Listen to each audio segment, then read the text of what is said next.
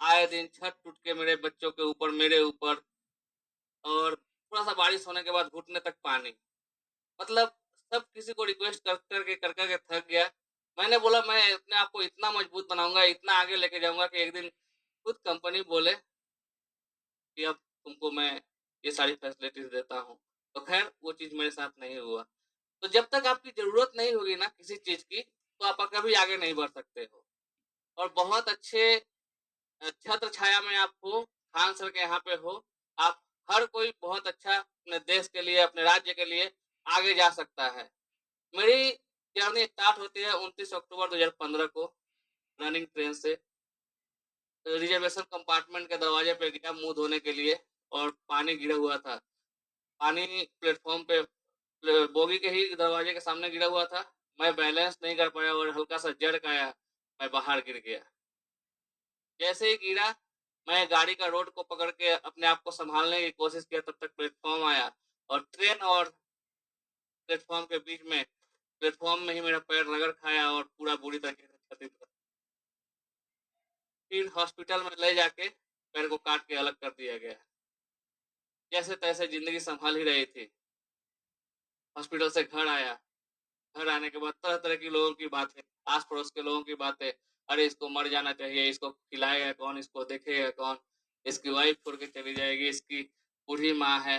बहुत सारी परेशानियाँ, प्रॉब्लम्स थी, नीचे खेल रहे थे और मेरे शरीर में उतनी ताकत थी नहीं, क्योंकि सारा ब्लड निकल चुका था।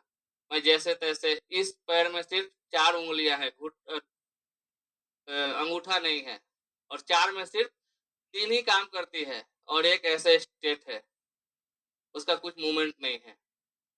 इस वजह से मैं बिना बैसाखी के, बिना सपोर्ट के कहीं खड़ा नहीं हो पाता हूँ और बैलेंस नहीं कर पाया और अपने बेटे के हाथ पे गिर गया। हाथ पूरा बीचों से टूट गया। सामने मेरी माँ बैठी थी।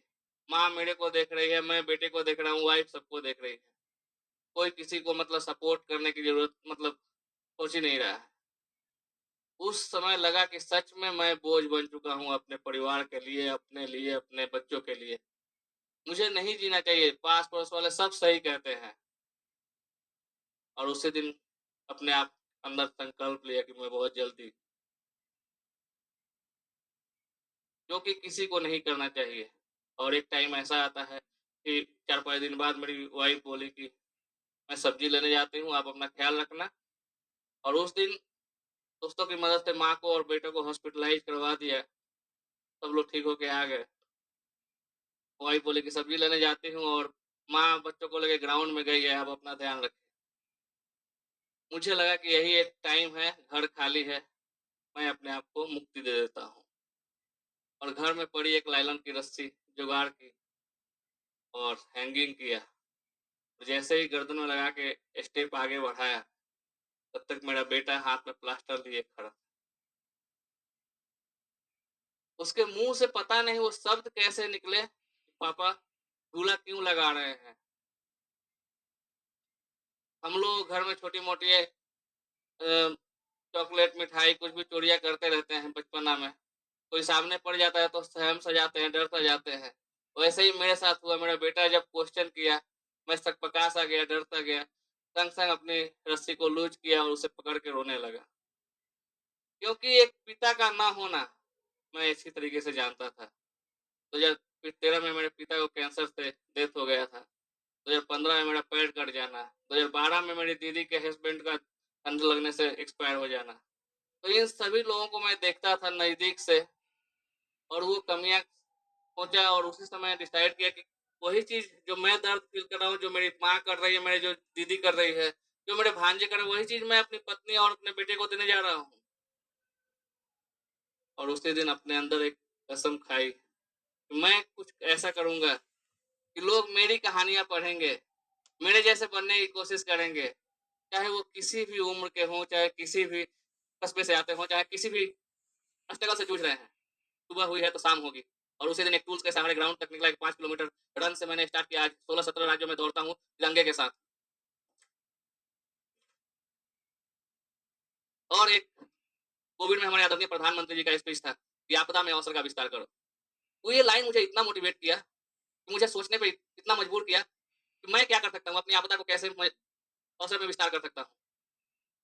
और अपनी कमजोरी को ही ताकत बनाया और हिमालय माउंटेनिंग इंस्टीट्यूट के फॉर्मर प्रिंसिपल ग्रुप कैप्टन जय किशन सर का एक पोस्ट देखा इंस्टाग्राम पे और उनसे कांटेक्ट किया और बताया कि सर मैं भी पर्वत चढ़ना चाहता हूँ। उन्होंने बोले कि आ जाओ, 60-70 हज़ार की फीस लगती है, फीस भरो और आ जाओ, मैं माउंटेनिंग करवा देता हूँ। मैं बोला कि सर मैं 200-250 रुपये कमाने वाला इंसान क्या खाऊंगा, क्या बच्चों को खिलाऊंगा, रहने दीजिए, मेरे बस की बात नहीं है। सर बोले कि ठीक है, आओ मिलो, कुछ प्लान करते हैं। मैं गया, 8 दिन की ट्रेनिंग लिया, लेकिन बहुत टफ है। माउंटेन गेम ही है ऐसा जो 100% फिजिकल फिटनेस और मेंटल फिटनेस की बदौलत आप खेल सकते हैं। वो भी बहुत कम लोग सर्वाइव करते हैं ऊपर जाके। वहाँ तो मैं 91% डिसेबल था। लेकिन 8 दिन की ट्रेनिंग में लग चुका था कि मुझे और मेहनत करनी होगी, मेरा वजन घटाना होगा। और फिर से मैंने सर से रिक्वेस्ट किया, सर ने भरपूर सपोर्ट किए और एडवेंचर स्पोर्ट्स में मुझे एक बार और फिर से चांस दिया और मैं दार्जिलिंग से संदकपू की ट्रेक जो नेपाल होते हुए जाती है और 100 किलोमीटर का ट्रेक, 110 किलोमीटर का ट्रेक 10 किलो वजन के साथ मैं अच्छे से कंप्लीट किया। और फिर कंचनजंगा की चढ़ाई 16,500 फीट, 780 स्क्वायर इंटरनल फ्लैग, और वहाँ से साउथ अफ्रीका किलिमंजारो 19,341 फीट, और जल थल वायु स्काई डाइविंग करना, स्कूबा डाइविंग करना, तीनों जगह भारतीय सेना और भारतीय तिरंगा लहराने वाला पहला दिव्यांग व्यक्ति बना। और इसी वर्ष जो खेल पुरस्कार हुआ जिसमें मनु भाकर, बड़े बड़े स्पोर्ट्स, नवदीप सिंह, सब कोई था, उसमें मैं भी एक था। लेकिन मैं एडवेंचर स्पोर्ट्स को उतना हर कोई नहीं जानता है, इसलिए आज हर किसी के, हर मंत्री के पास जा जाके बताना पड़ता है कि मैं एडवेंचर बॉडी हूँ, मैं प्रेसिडेंट बॉडी हूँ, मैं भारत का, बिहार का राज्य का रहने वाला हूँ।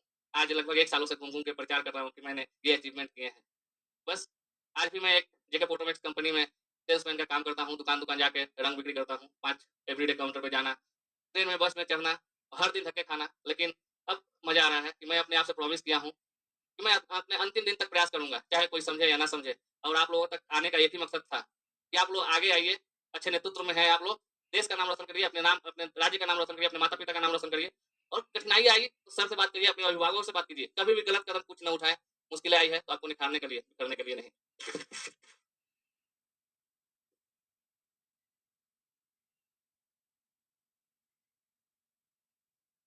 आपके इस हौसले को देखकर दिल से सैल्यूट करते हैं हम आपको, दिल से एकदम आप। मतलब ऐसा बड़ा मतलब कहते हैं ना कि जीवन में कभी आपको जब कठिनाइयाँ आने लगे, अब कई बार हम आपको, बच्चों को भी हम देखते हैं, हम समझाते हैं कि आपके सामने जो चैलेंज है, तो आप किसी और को देखेंगे तो आपको अपना मुसीबत छोटा लगने लगेगा। कितना कठिन दौर रहा होगा, सोचिए। और एक बार आपके साथ निभाने वाली उन धर्मपत्नी का भी बहुत दिल से धन्यवाद, जो इस कठिन परिस्थिति में भी साथ नहीं छोड़ी। कई बार क्या होता है कि हम किसी के गलत चीज़ों को तो दिखा देते हैं, लेकिन किसी के त्याग को नहीं देख पाते हैं। आपको राम जी का वनवास दिखता है, लेकिन उर्मिला माता का नहीं दिखता है। वो भी लक्ष्मण जी जब गए थे तो घर पे एक वनवास ही काट रही। तो ये दुनिया का कभी उसूल है कि कभी कई बार नहीं दिखता है। और आप जो झंडा लेके चले थे वो कितने केजी का था? 80 केजी का था। हाँ, हाँ।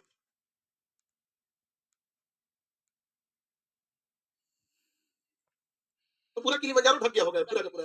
एक और माइक है जी, खोल के देखो, ये वाला, क्योंकि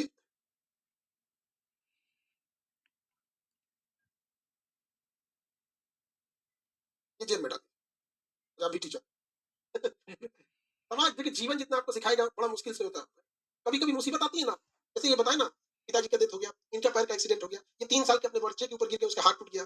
इनके माता जी का 3 दिन बाद उसी सदमे से हार्ट अटैक हो गया।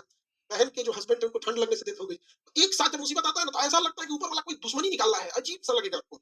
याद रखिएगा कि जब पतझड़ आता है ना, पूरा जंगल वीरान हो जाता है, ऐसा लगता है यहाँ कुछ था ही नहीं। प्रकृति ऐसे करती है, जब पतझड़ के मौसम में जैसे उजाड़ दिया उसने हंसते खेलते एक जंगल को, लेकिन उस पतझड़ के बाद फिर एक सावन आता है और फिर से जंगल वैसे ही लहलहा उठता है। इसलिए आप लोग भी कभी संघर्ष होगा तो हारिएगा नहीं। यहाँ पर बहुत सारे हीरो हैं इस समाज में यहाँ पे। और जिन लड़के जो आपके बालक थे जिनके ऊपर आप गिर गए थे, कौन? यही है। आज आज आज आप भी आइए। और यही बोले थे कि पिताजी झूला क्यों लगा रहे हैं? हाँ? तो अभी इधर आओ, इधर आओ, इधर आओ। किस क्लास में पढ़ते हैं आप? क्लास 4 में। देखिए यही है जो पूछे थे कि पापा झूला क्यों लगा रहे हैं। तो कहीं ना कहीं ऊपर वाला किसी ना किसी को भेज देता है। अगर वो उस दिन नहीं रहते, आज आप बहुत गलत स्टेप उठा चुके रहते हैं। आप फिर सोचिए इन लोग का क्या होता है। तकलीफ उसको नहीं होती है जो दुनिया छोड़ के चला गया, तकलीफ तो उन्हें देखना होता है जो रह गए इस दुनिया।